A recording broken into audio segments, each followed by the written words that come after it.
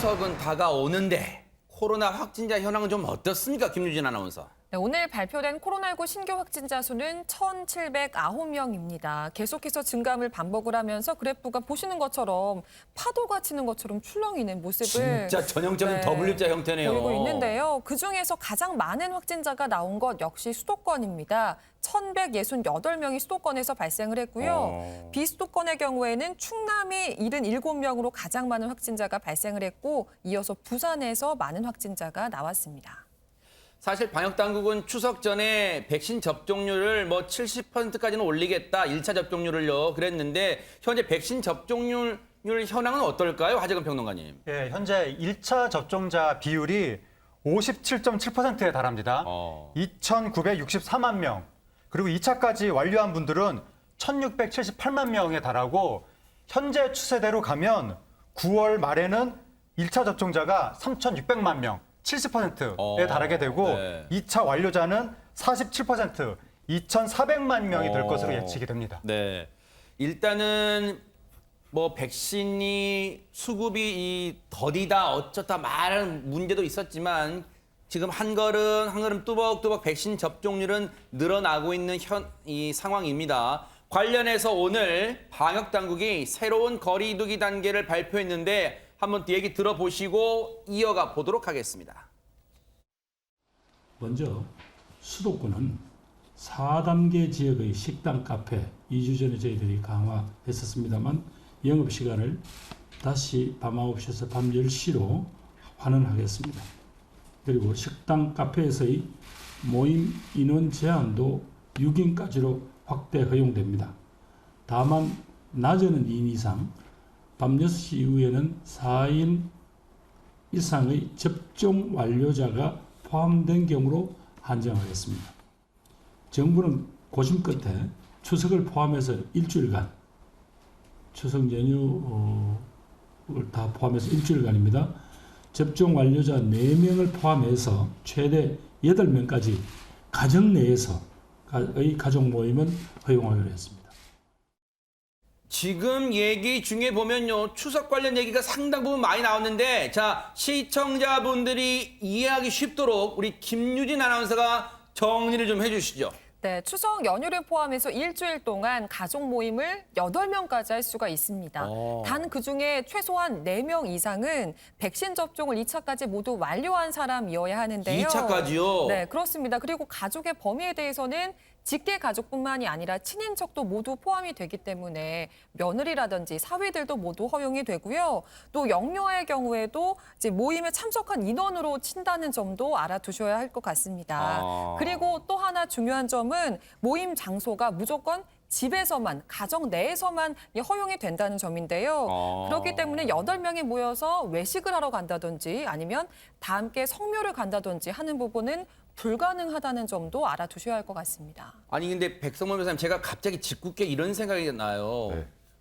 이제 그런 거 있잖아요. 추석 때 지금 8명까지 백신 접종한 완료하신 분 4분 포함하면 8명까지 모이는데 야, 집에서만 모이는데 우리가 10명 정도 모여도 괜찮아. 만약에 이래 누군가가 정말로 그런 일은 없어야겠지만 이거 신고하면 10명 모였을 때는 걸린다는 거잖아요. 당연히 그거는 방역 수칙 위반이 되고요. 우리 기억할지 모르겠지만 얼마 전에 한 판사의 성추행 논란이 일었을 때 그 왜 일었었나요?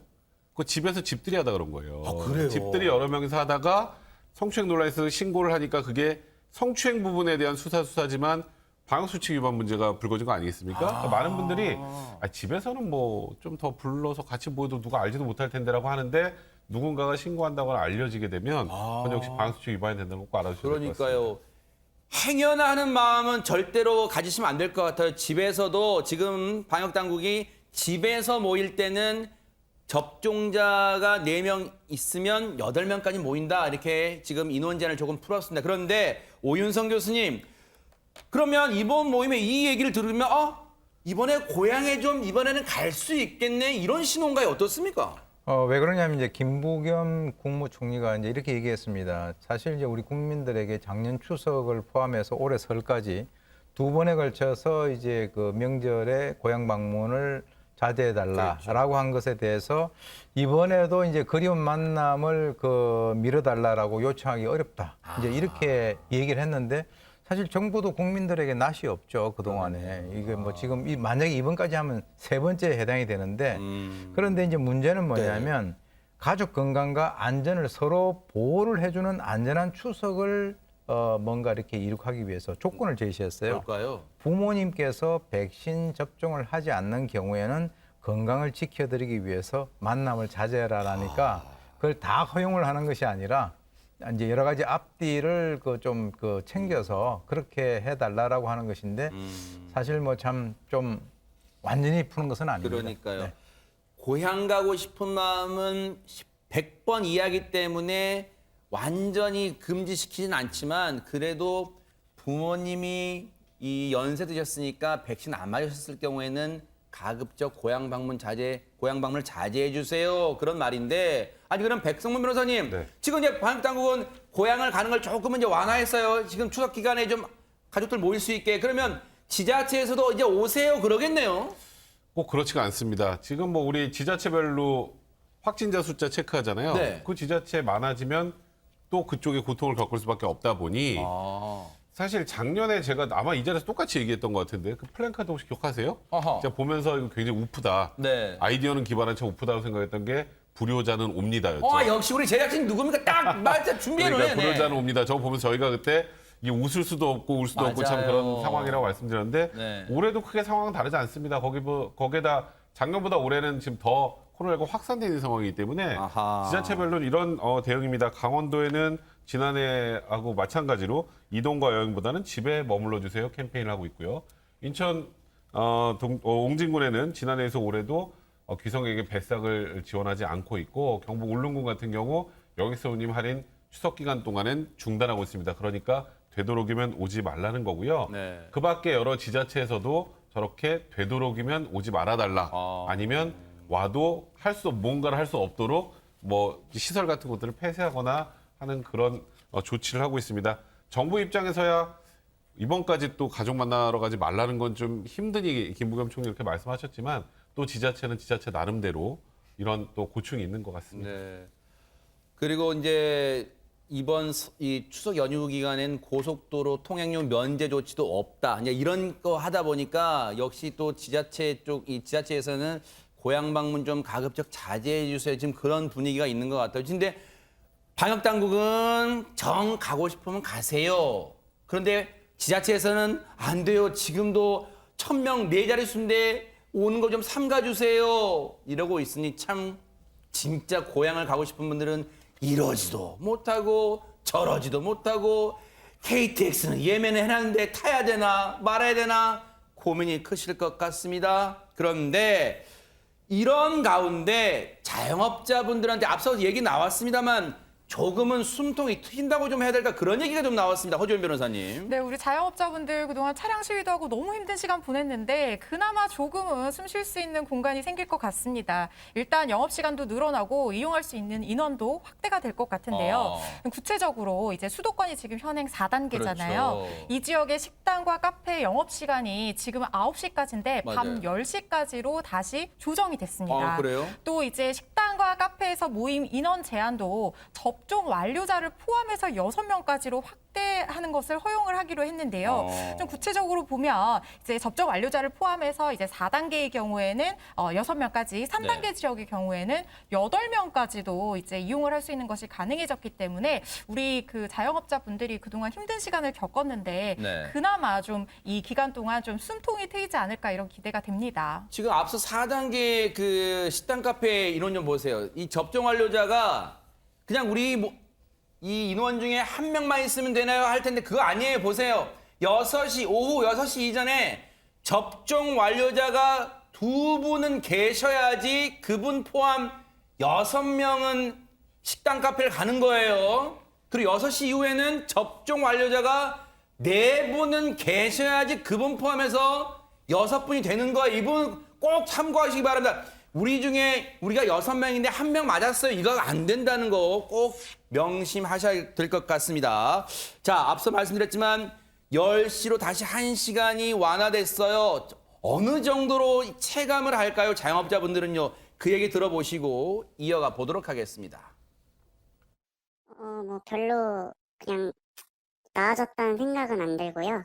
시간 제한이 풀어진 것보다도 인원수 제한이 더 크게 타격을 받아가지고 이제 뭐 2명 플러스 이제 뭐 2차 접종까지 4명 해가지고 6명까지 앉을 수는 있다고 하는데 일단 저녁 자체에 아무래도 회사 손님분들이 저녁에 많이 오시지를 않아서 그거 자체가 별로 의미가 없는 것 같아요.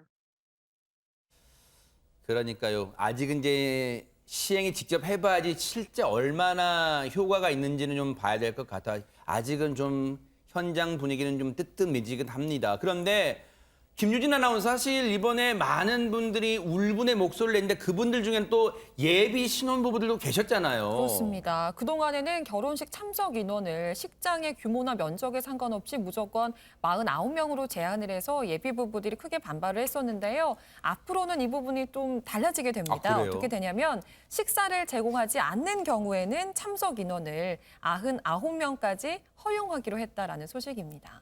물론 이제 이 얘기 들으면 아니 왜 그때는 이런 생각 못했어요? 막 이제 이 울분 터뜨리시는 분도 많으실 거예요. 그런데 사실 방역 당국도 고충이 클 거예요. 왜냐하면 이걸 너무 느슨하게 하면은 또 계속해서 확진이 늘 수 있으니까 정말 줄이고자 하는 마음이 컸었는데 또 지금은 그 울분의 목소리를 귀담아 들어서 반영했다는 측면에서 정말 방역 당국도 고충이 크지 않을까 그런 생각을 해봅니다. 그런데 하재근 평론가님. 이런 가운데 가수 윤호 씨가 지금 얘기가 나오는데 뭐 때문에 얘기가 나오는 거예요? 올해 2월 말에 서울 청담동에 있는 한 유흥주점에서 윤호 씨가 영업 제한 시간을 넘겨서까지 새벽까지 있다가 적발이 됐었거든요. 네. 근데 알고 보니까 그 유흥주점이 신고는 일반 음식점으로 신고가 됐는데 무호가 영업을 했던 그 여성 종업원이 나오는 아, 맞아요. 기억나요. 네. 그런 식의 업소였던 거예요. 아하. 회원제라고 해서 네. 그때 윤호 씨가 그럼 거기 회원인가 그런 의혹들이 있었는데 맞아요, 네. 윤호 씨는 나는 거기 회원도 아니고 아하. 그 전에 왔던 것도 아니고 이날 친구가 상담할 게 있다고 불러서 나간 그랬었죠, 거다. 네. 근데 대화를 하다가 네. 너무 늦게까지 있어서 그 부분을 너무 부끄럽고 죄송하다 네. 그렇게 얘기를 했었는데 그때 그 사건에 대해서 유흥주점 사장, 종업원, 손님 등 윤호 씨 포함해서 12명에 대해서 이번에 과태료 처분이 내려졌습니다.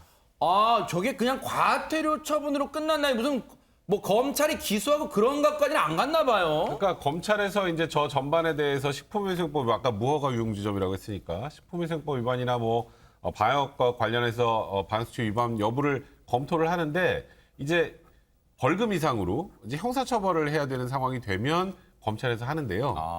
검찰에서 이제 우리 보통 속도 위반하면 어디서 날라오나요? 구청에서 날라오고 구청에서. 구청 네네. 과태료는 행정처분입니다. 아하. 그래서 이거는 검찰에서 직접 과태료를 부과할 수는 없고 검찰에서 구청에 이렇게 넘기는 거죠. 네.